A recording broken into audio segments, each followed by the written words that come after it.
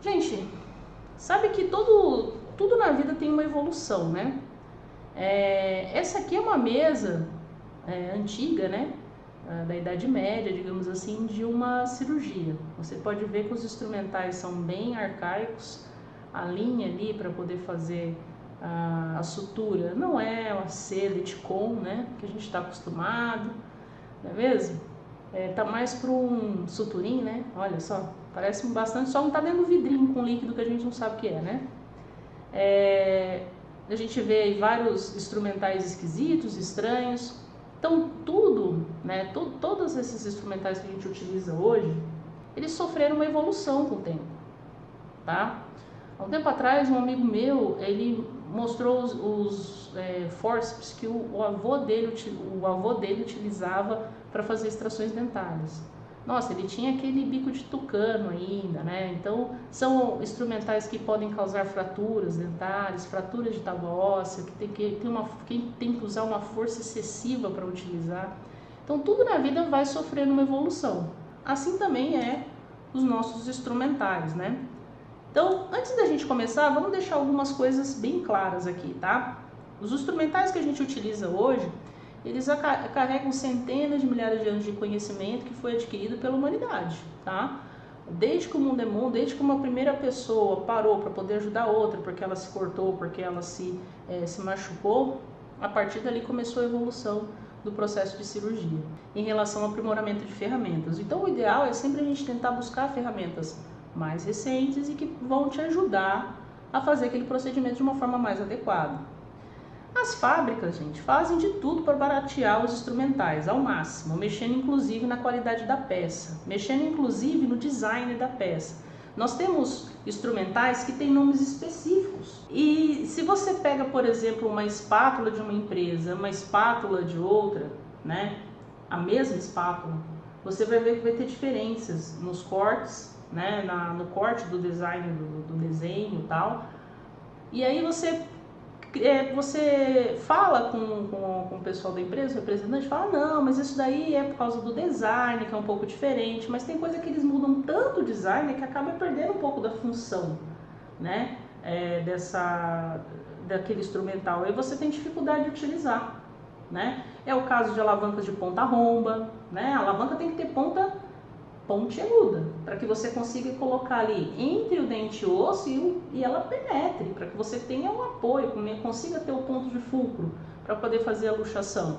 E você, na hora que você vai olhar lá nas dentais, você vê um monte com a ponta romba, com a ponta toda gasta, né? Com a ponta sem ponta nenhuma.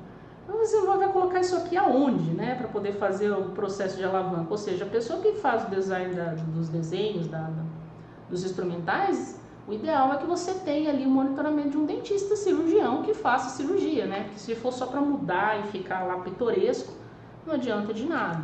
E outra coisa, o que a gente quer com essa aula aqui? Que você saiba selecionar as melhores peças, tem um senso crítico, justamente para entender a diferença entre o instrumental ser bonitinho e ele ser funcional, né? E garantir que você tenha bons instrumentais, porque eu faço compras recorrentes para a clínica, né? Pelo fato da gente ter aí vários profissionais trabalhando, e vira e mexe a gente tem que fazer troca, reposições de instrumentais, né? Porque eles vão perdendo corte e vão tendo a sua função, então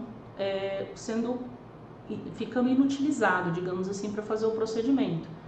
E na hora que você vai selecionar, tem que tomar muito cuidado, né? Muitas vezes, para mascarar a perda de qualidade, eles pintam o instrumental de uma cor bonita, né? Tem que tomar cuidado, viu, gente? O povo é esperto, né? É esperto e a gente tem que prestar atenção na qualidade, porque no fringir dos ovos, o que vai te ajudar não é o instrumental ter a sua cor predileta, mas sim ele ser funcional para você conseguir fazer a sua cirurgia.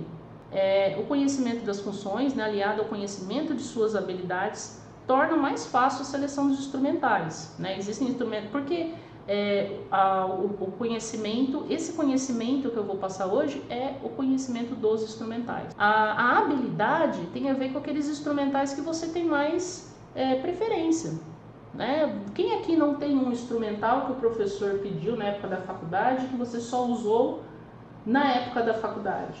Eu tenho, tá?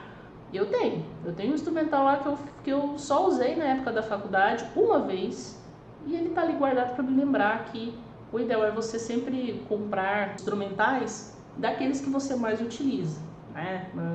Quando você for comprar em grande quantidade, quando você for montar o seu consultório.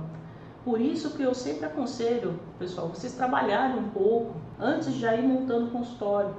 Porque você vai pegar a mão, você vai conseguir observar quais são esses instrumentais que você tem mais afinidade. E aí na hora que você for comprar o seu, você vai comprar aqueles que você tem mais afinidade. Né? Para que você vai comprar uma alavanca que você não gosta de usar, se você pode comprar 2, 3 que você gosta? Tá? Então essas aqui são as questões aí que a gente tem que tomar cuidado quando vai montar o nosso consultório, beleza? Ou vai pedir para comprar os instrumentais também, né? Já aconteceu de um colega chegar para mim, doutor, eu tô desesperado, porque eu fui reclamar pro dono do consultório que os instrumentais não estavam adequados, e aí ele falou, tá bom, então faz uma lista que eu vou comprar para você os instrumentais que você quer para trabalhar. E eu não sabia quais instrumentais começar. Então essa aula também vai ser interessante para você que está com essas dúvidas aí. Outra coisa que é importante a gente ter noção, né, é a diferença entre bem de consumo e patrimônio, porque tem gente que acha que os instrumentais são patrimônio da clínica, e não é, tá, gente? O instrumental não é patrimônio. O forceps que o seu bisavô usou, não dá para você utilizar muitas vezes, ele tá com a articulação ruim. Se não tiver, até dá, né? Se tiver um design moderno, ajuda, né?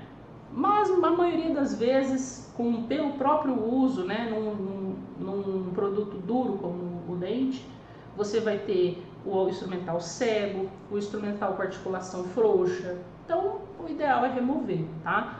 Bem de consumo é aquilo que você usa por bastante tempo, ele é semi-durável, você tem um bom uso dele, 5, 6 anos de uso constante, com várias esterilizações, e que conforme ele vai perdendo o corte, conforme ele vai perdendo sua utilidade, você tem que substituir.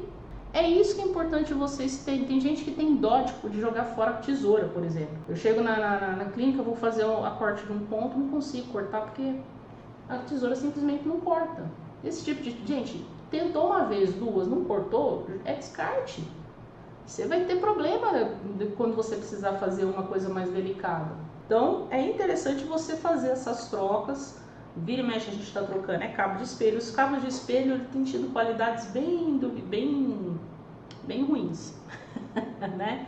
Os que têm uma durabilidade um pouco melhor são do Flex, né? Mesmo assim, teve alguns meus que já oxidaram, né? Então, com o tempo, você vai precisando fazer troca, não tem jeito.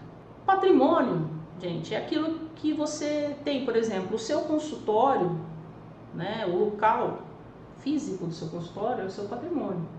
Até a cadeira hoje em dia é considerado bem de consumo, né? Porque com o passar do tempo as empresas param de fabricar as peças e você não consegue fazer nenhuma reposição, um conserto daquela cadeira, né? Então, até hoje, assim, antigamente as cadeiras ainda ficavam de herança, né, tal. Hoje você pode até receber de herança, mas ela vai ter ali um tempo de vida útil. E os nossos instrumentais também são assim.